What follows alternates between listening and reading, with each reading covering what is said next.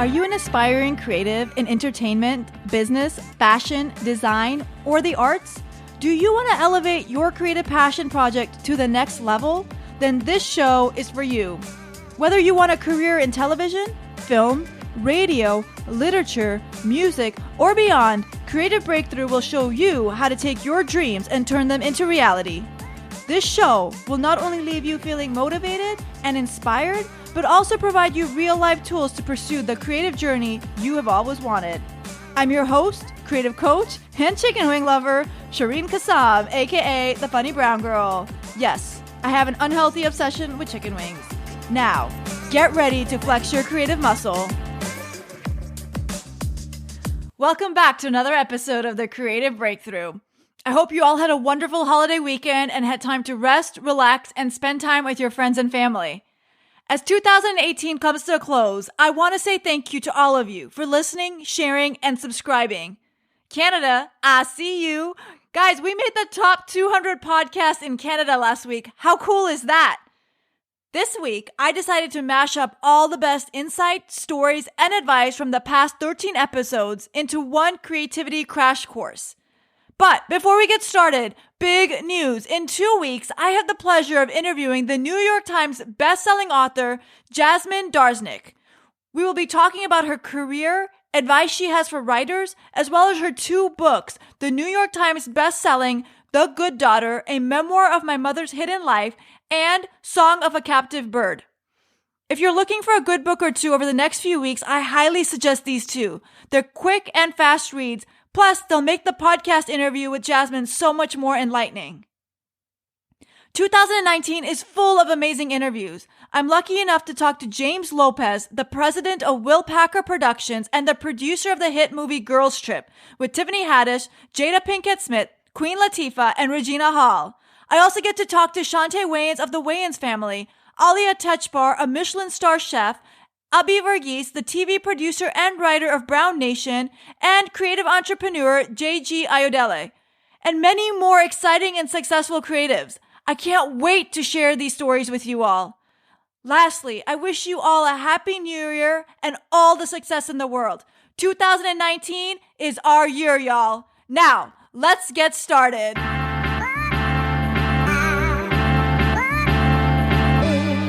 Our first interview was with Tina Mabry, a writer, producer, and director of Owns Queen Sugar, created by Ava DuVernay and Oprah Winfrey. Other directing credits include Insecure, Power, and Queen of the South. Tina shares with us her advice for creatives on their journey.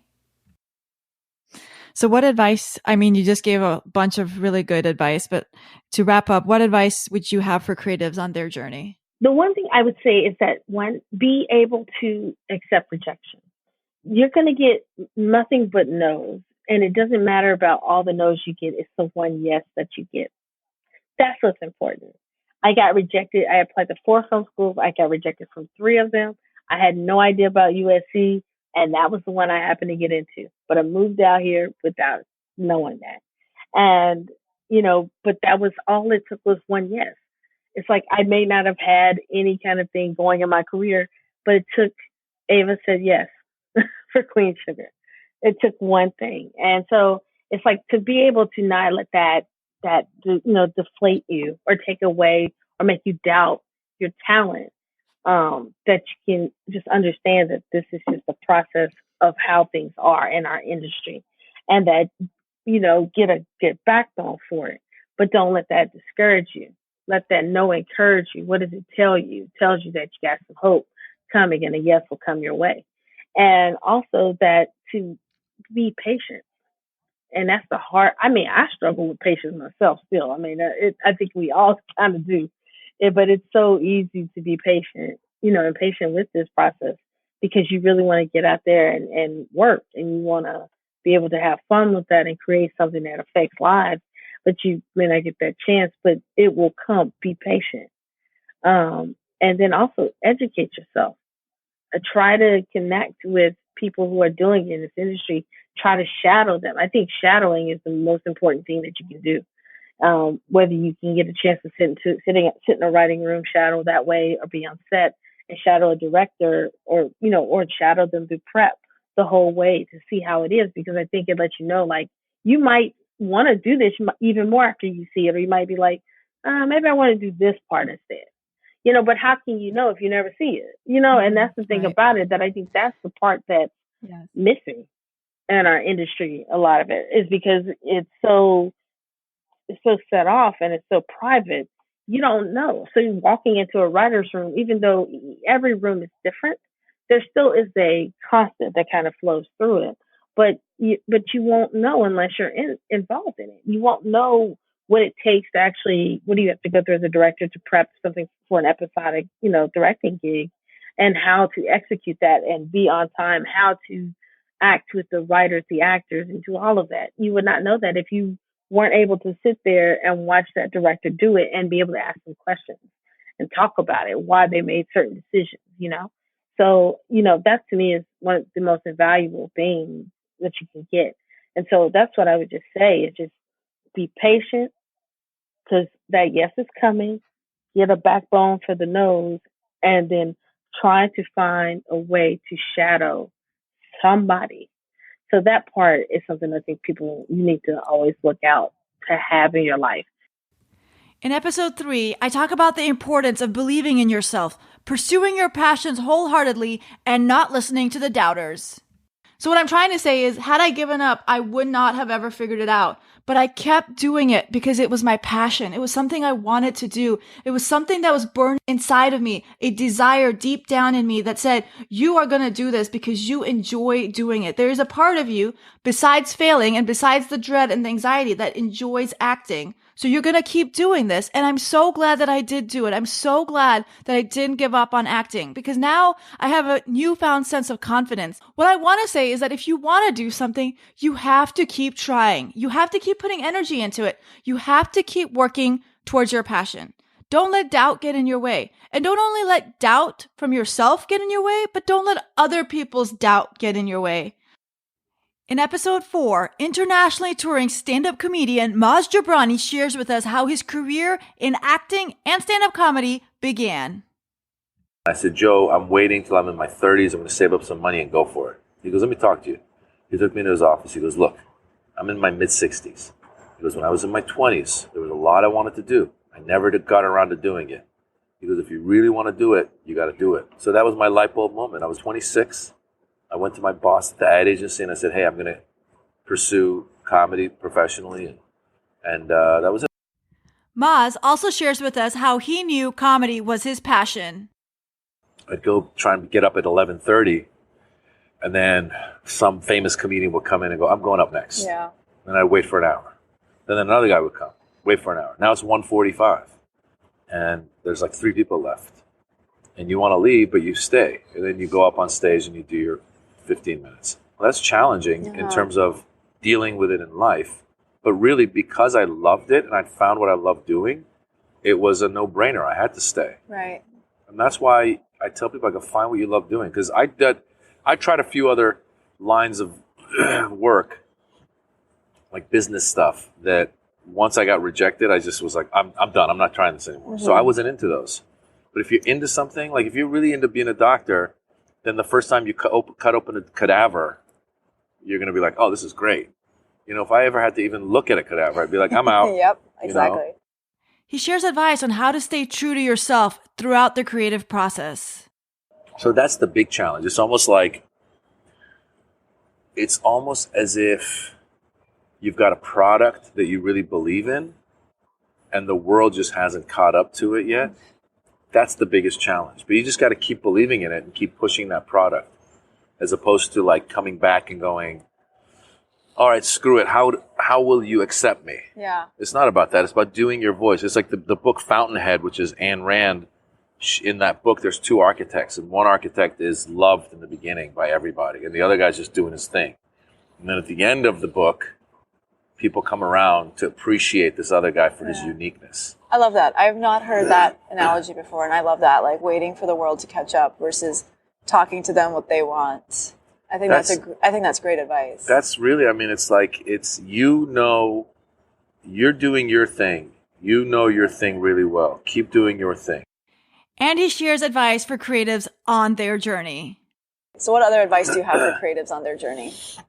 Just be active, just to be entrepreneurial, to create your own opportunities. I even tell actors, I go, don't sit in a cafe waiting for somebody. Find a book, produce it, do a play, get into a scene study class. If you're stand-up, find a venue and put on a show once a week or whatever.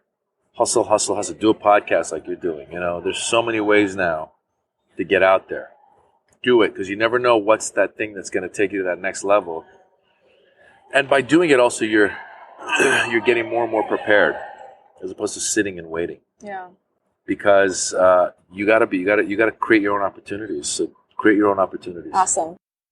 In episode 5, I provide tips and advice on how to find your passion. On the flip side, what's going to happen when you find your passion? Oh man, your life is going to change. Every day for the rest of your life is going to be so different that you are going to wish that you had found your passion sooner. You're going to lose track of time. You're going to put up other things. You're going to put up friends and family because this one thing is so engaging. You're going to have a sense of fulfillment. Every day is going to be the best day of your life. Even if you only get to spend 5 minutes on your passion or 1 hour or 2 hours, those small moments in your day are going to make your day so much more brighter. Your relationships with people are going to be better because you're just going to be more positive because now you have a sense of purpose in your life.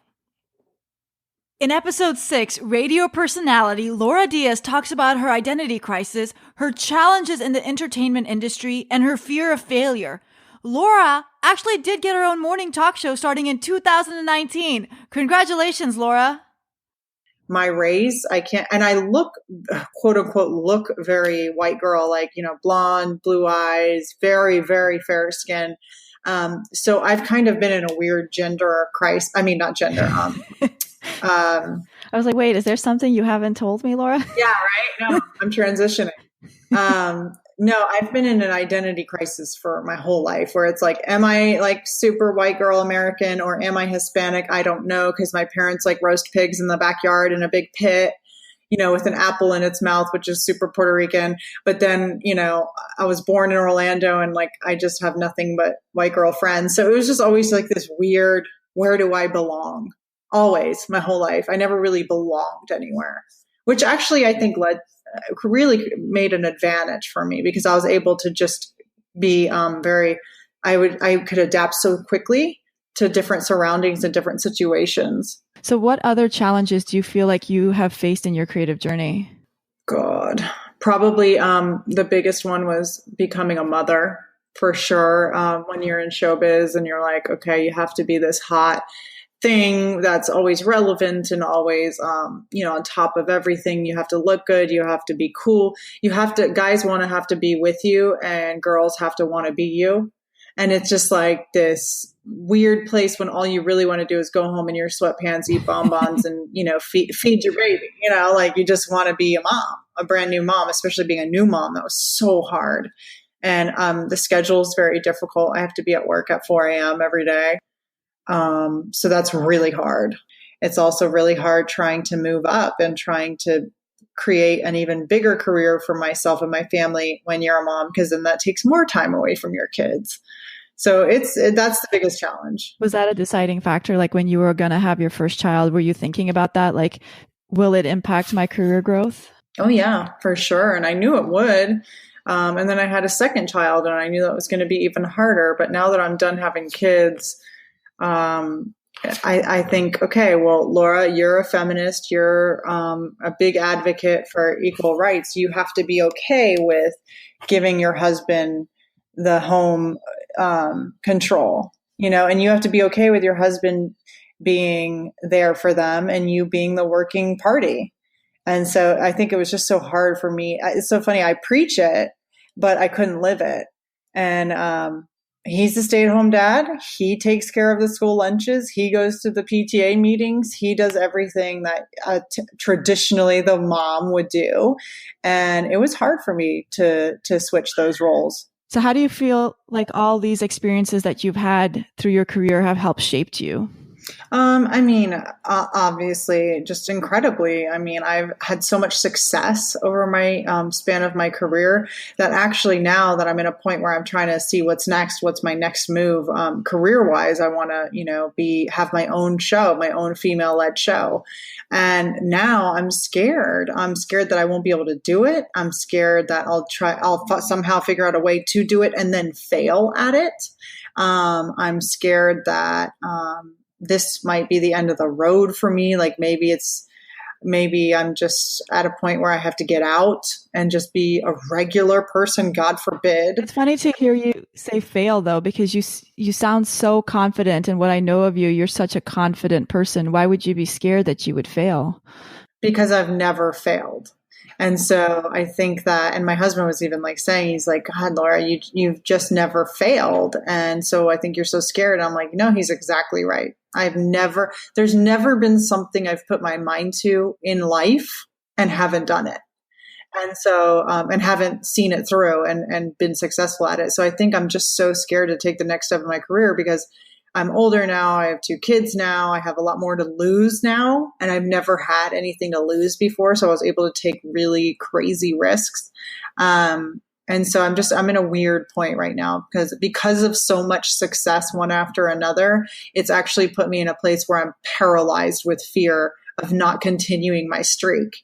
So what advice do you have for our listeners? Take the fear and the haters and all of the doubt that you have on yourself and that other people have on you and just channel it. Figure out a way to channel the fear into something that will get you closer to your goal, and that's what I'm currently trying to do. So we'll see how it works out. But for sure, I would say my haters and my doubters all my life have completely fueled me. In episode 7, I talk about the positive impacts of saying yes, even when you're not sure if you can do it. When I said you should say yes to every opportunity that comes your way, I meant you should say yes to new activities that will teach you, allow you to experience something new, open up your horizons. Say yes because something inside of you is saying yes. Say yes even if you don't know how to do it, because in today's day and age, you can learn how to do everything. Richard Branson once said, if someone offers you an amazing opportunity and you're not sure you can do it, say yes. Then learn how to do it later. It is the best advice. This is how I live my life, for real. In episode 8, we talked to Rizwan Munji from the hit NBC TV show Outsourced. You can currently catch Rizwan on The Magicians and on Schitt's Creek, which has been nominated for Best Comedy Series at the Critics' Choice Award to be presented in LA on January 13th. Let's hear Riz's advice for creatives.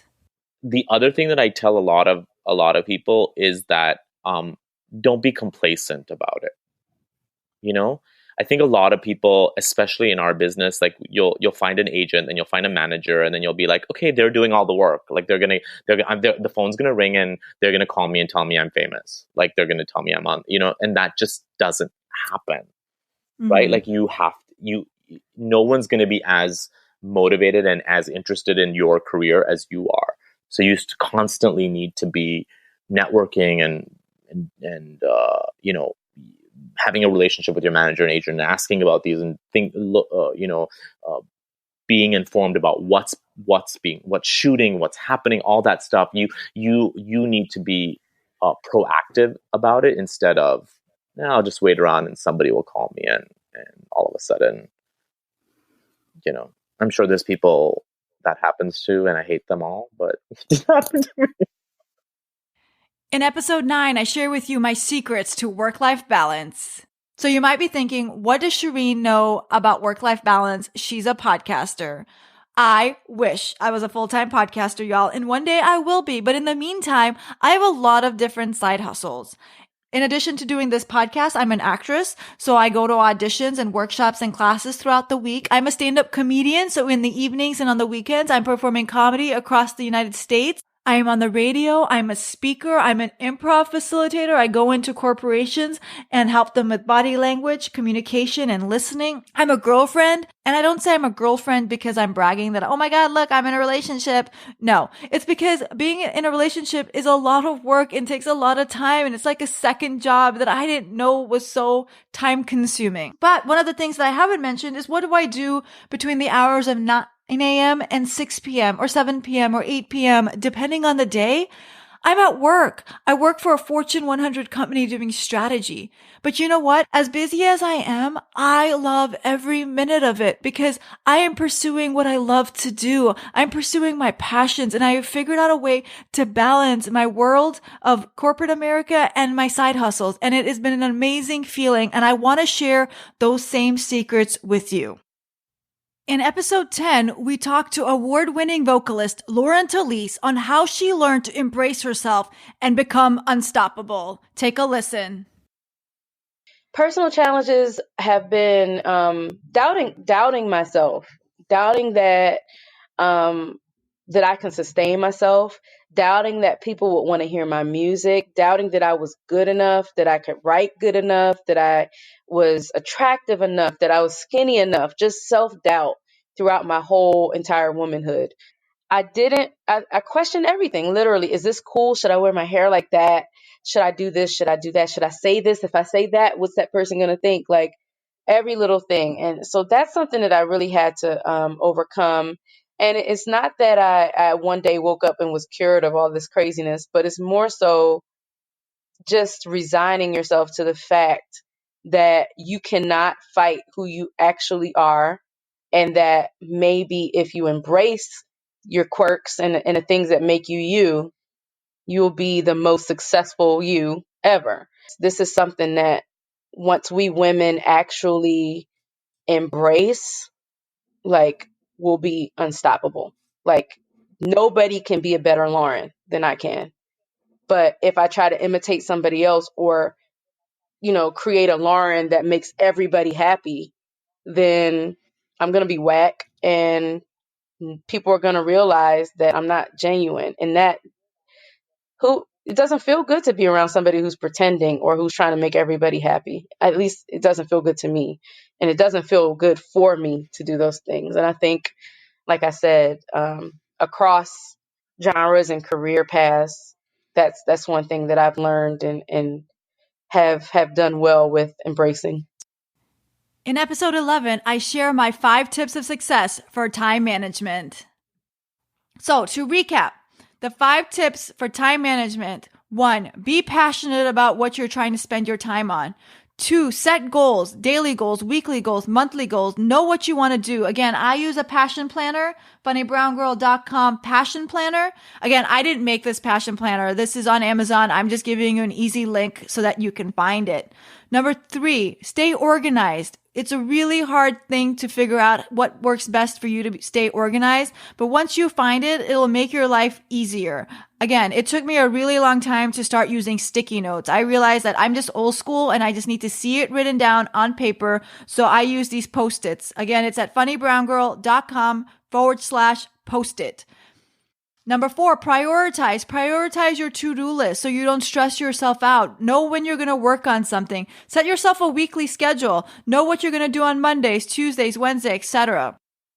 Finally, number 5, reward yourself. Thank yourself for all the hard work you're putting into getting to your goals, to achieving what you're trying to achieve. It's not an easy task, and not everybody's out there hustling like you are. So reward yourself for all the hard work that you've taken and done for yourself. In episode 12, we talked to Precious Hannah, a footwear designer at Jordan/Nike, who talks about being a woman of color in the workplace. So as you've gone through your creative journey through art school, and then you went to school in Detroit, and then you did your internships, and you held down all these different jobs to support yourself. Like, what challenges have you faced, not only as a woman, but as a woman of color? Some of the challenges that I faced was, you're never going to make it a corporate with dreads. Corporate people don't like dreads. You're never going to do that. And I was like, okay, well, watch me. And now my dreads are like touching the back of my upper bottom. Wow. Like, I'll always tell people, like, that's a look. I am not my hair, bro. Mm-hmm. Like, I'm just me. And if you can't like respect me and the knowledge that I have, then I shouldn't be with you. I shouldn't be in your presence because obviously you have no respect. I've been in situations where people will be like, oh, you don't understand the design process and you're never going to understand because you're too confident and you're just too this and you're too that. And it's like, for me, it's like, yo, if you telling me that I'm too confident and you're not confident enough, and that's just going to gas me to be even just to destroy whatever comes in my way, in a good way, not a bad way. Where does the confidence come from? It came from me growing up in Miami and being completely different than everyone else that I grew up around. Because you gotta have like, growing up in Miami, a lot of people think, oh, you know, it's beaches and stuff down like that. It's like, yeah, well, on one side of the bridge, it's beautiful, but on the other side of the bridge, you hustle. Like, if you want something, you gotta go out and get it. And that was something that I was taught at a very young age. Like, we're not gonna give you, oh, you want shoes? We gonna get them for you, but what you giving us in return? What advice do you have for women in the workplace? You gotta be assertive, because if you don't, then your voice doesn't get heard, and then you sit there and you go home. You're like, I wish. I was listening to a documentary. This lady was talking about how women basically, they go home and they think about stuff that they did that day. Like, well, if I went to this meeting, I should have done it this way. Like, they act on it and they just react. Oh, I should have said it this way, or I should have said it that way. Whereas men, they say something and then afterwards they just forget about it. Yep. It was like, oh, well, I said that. Oh, well, yeah, I guess. Yep. Okay. Yeah. It's like, we'll question, is it stupid? Should we say it? Is it worth it? And a guy is just like, I don't care. I'm saying it. And finally, in episode 13, Precious Hannah from episode 12 is back to talk to us about her creative process and where her inspiration comes from when she's designing a shoe. These lessons are on point and relatable to any creative on their journey. Take a listen. Now, your idea for the Victoria's Secret sandal was super cool. Where does your inspiration come from? Various things. I mean, at that time, I guess I just listened to people. Are you like on the message boards or just like talking to people who aren't sneakerheads? Because I feel like if you talk to somebody that's a sneakerhead, they're going to tell you, oh, well, the vamp needs to be this and the material needs to be that and yada, yada, yada. But if you talk to somebody who has no idea about design or footwear or anything, they're like it's the most genuine conversation that you could have, because they're being so, transparent with you about the problems that they're actually having, where you could be like, oh, you're having foot support issues, or your kid is toe dragging their foot all across the concrete. Damn, I need to put something there, or I need to think about it like this, or I should look at it like that. Like, so I look at that's where I grasp my inspiration from, that and music. And there you have it, y'all. The best advice, insight, and stories from our interviewers in 2018. A special thank you to all the people who allowed me to share their stories. This podcast would be nothing without you. So thank you to all of you who have allowed me to interview you and question you and push you to the edge and make you stumble and make you think. Thank you. I appreciate it. And so do our listeners. I appreciate you, listeners. I hope you have a very, very happy new year, and I will see you all in 2019. Now, go flex your creative muscle and keep winning.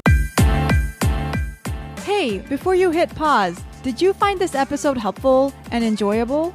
If so, could you leave an Apple Podcast, aka iTunes review? It'll take you less than 1 minute and mean the world to me. The more ratings and reviews the show gets, the more people are able to find this podcast. If you're unsure how to leave a review, no worries. If you're on your iPhone or iPad, go to the homepage of this show and scroll down to Write a Review. Click on it and you'll be able to rate and review the show. If you're on a Mac, from iTunes, go to the show homepage and on the top, click Ratings and Reviews. Also, please subscribe to get the latest episodes once they drop. If you enjoyed the episode and know someone who would love it, please share. From your iPhone, click on the icon with 3 dots and then share via social media, email, or text.